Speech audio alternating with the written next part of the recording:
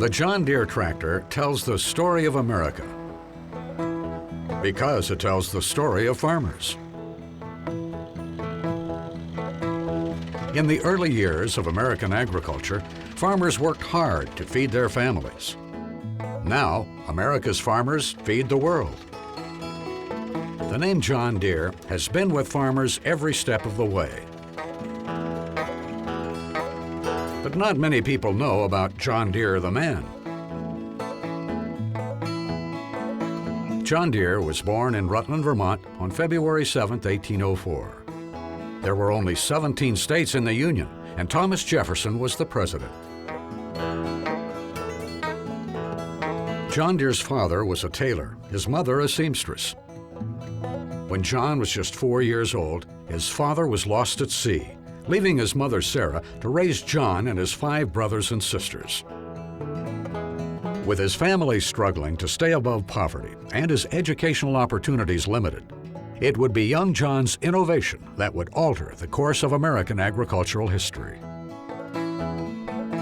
In his early teens, John Deere took an apprenticeship with a local blacksmith.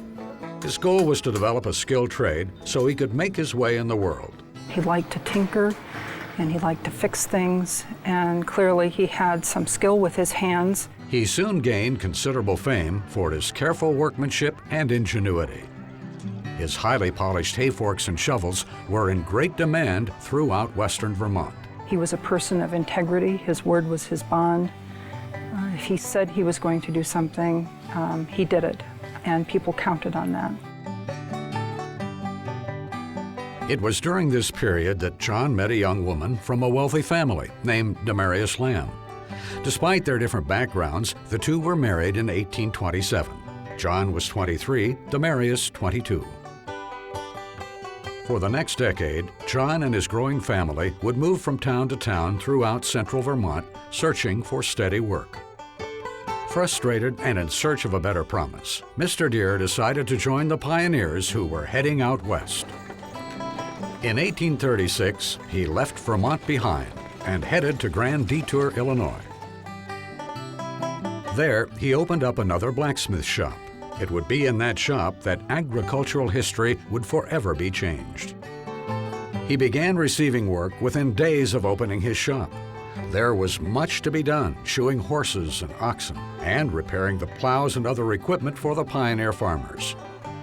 From them, he learned of the serious problem they encountered in trying to farm the fertile soil of the Midwest. The cast iron plows they brought with them from the east were designed for the light, sandy New England soil.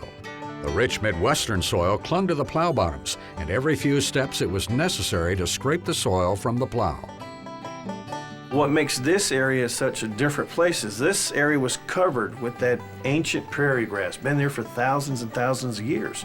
And I don't know if you know about prairie grass, but it's got a root system 15 to 20 feet deep. These root systems decomposed underground, creating a rich, thick black soil that eastern plows could not cut through.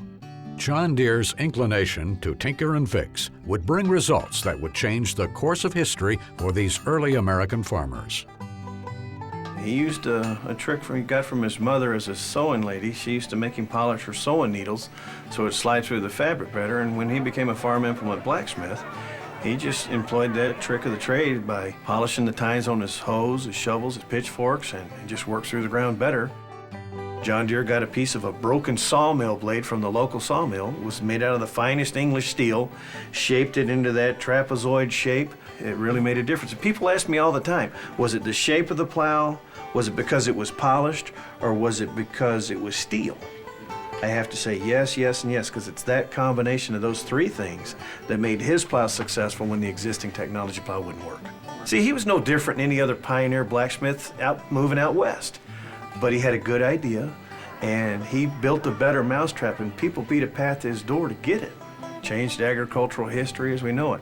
The self-scouring plow enabled the farmers to work the land and thus settle in the Midwest.